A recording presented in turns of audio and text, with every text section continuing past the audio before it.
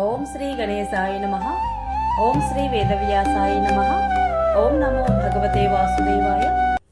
మహాభారత గ్రంథ పారాయణలో భాగంగా ఈరోజు మనం 362వ రోజుకు చేరుకున్నాము.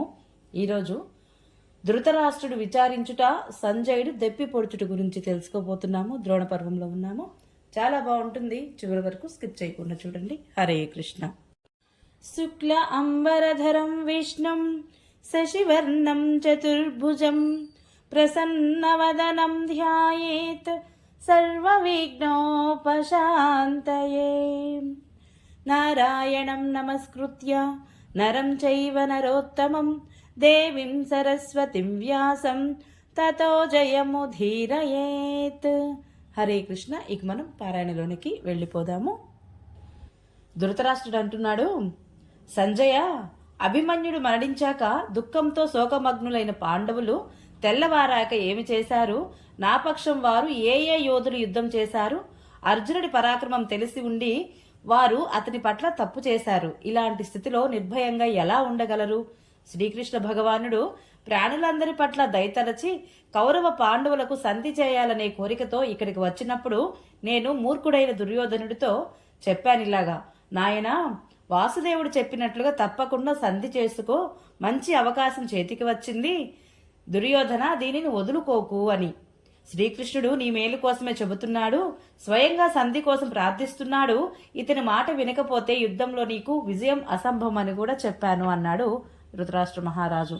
శ్రీకృష్ణుడు స్వయంగా అనునయపూర్వకంగా విషయాలు చెప్పాడు, కానీ అతడు పట్టించుకోలేదు. అన్యాయాన్ని ఆశ్రయించిన కారణంగా మన మాటలు అతనికి సరైనవి అనిపించలేదు. ఆ దుష్టబుద్ధి కాలునికి వశీభూతుడు.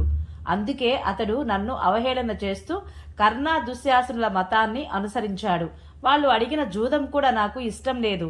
విదురుడు, భీష్ముల వారు, శల్యుడు, భూరిశ్రవుడు, పురుమిత్రుడు, జయుడు, అశ్వత్థామ, కృపుడు, ద్రోణుడు వీరందరూ కూడా జూదం జరగనివ్వకూడదనుకున్నారు. నా కొడుకు వీరందరి అభిప్రాయం ప్రకారం నడుచుకుంటే తన జ్ఞాతి సోదరులతో, మిత్ర సుహృదులతో కలిసి చిరకాలం సుఖంగా జీవితం గడిపేవాడు. పాండవులు సరళ స్వభావులు, మధుర భాషలు, సోదర బంధువర్గానికి ప్రియం చేకూర్చేవారు. కులీనులు, ఆదరణీయులు, బుద్ధిమంతులు కాబట్టి వారికి తప్పకుండా సుఖం కలుగుతుంది. ధర్మం ఆచరించేవాడు ఎప్పుడూ అన్ని చోట్ల సుఖాన్ని పొందుతాడు. మరణించాక అతనికి శుభము, ఆనందము చేకూరుతాయి. పాండవులు రాజ్యాన్ని అనుభవించడానికి యోగ్యులు. దానిని పొందడానికి తగిన శక్తి కూడా వారి దగ్గర ఉంది. పాండవులతో ఏమి చెప్పామో అదే చేద్దాము. వారు ఎప్పుడూ ధర్మ మార్గంలోనే నడుస్తారు. శల్యుడు, సోమదత్తుడు, భీష్ముడు, ద్రోణుడు, వికర్ణుడు, బాహ్లికుడు, కృపుడు, ఇతర పెద్దలు, వృద్ధులు మీ హితం కోరి ఏది చెప్పినా దానిని పాండవులు తప్పక ఒప్పుకుంటారు. శ్రీకృష్ణుడు ధర్మాన్ని ఎన్నడూ విడువడు. పాండవులు శ్రీకృష్ణుడినే అనుసరిస్తారు కూడా. నేను కూడా ధర్మయుక్తమైన మాటలు చెబితే వారు దానిని వదలరు, ఎందుకంటే పాండవులు ధర్మాత్ములు కనుక. సంజయ, ఈ రీతిగా కొడుకు ఎదుట నేను గిలగిలలాడుతూ ఎంతో చెప్పాను, కానీ ఆ మూర్ఖుడు నా మాట ఒక్కటీ వినలేదు. శ్రీకృష్ణుడి వంటి సారథి, అర్జునుడి వంటి యోధుడు ఉన్న పక్షానికి పరాజయం అన్నదే లేదు. కానీ నేను ఏమి చేయను? దుర్యోధనుడు నా ఈ ఏడుపును పట్టించుకోవడం లేదు. సరే, ఇక ముందు సంగతి చెప్పు. దుర్యోధనుడు, కర్ణ దుశ్శాసనులు, శకును వీరంతా కలిసి ఏమి ఆలోచన చేశారు? మూర్ఖుడైన దుర్యోధనుడు అన్యాయంగా చేసే యుద్ధంలో మూకుమ్ముడిగా చేరిన నా పుత్రులందరూ ఎటువంటి కార్యం వెలగబెట్టారు? లోభి, మందబుద్ధి, క్రోధి, రాజ్యాన్ని అపహరించాలి అనుకునేవాడు రాఘాంధుడు అయినా దుర్యోధనుడు అన్యాయమో న్యాయమో ఏది చేశాడో అదంతా చెప్పు అన్నాడు ధృతరాష్ట్ర మహారాజు. సంజయుడు ఇలా చెబుతున్నాడు, మహారాజా, నేను ప్రత్యక్షంగా అంతా చూశాను.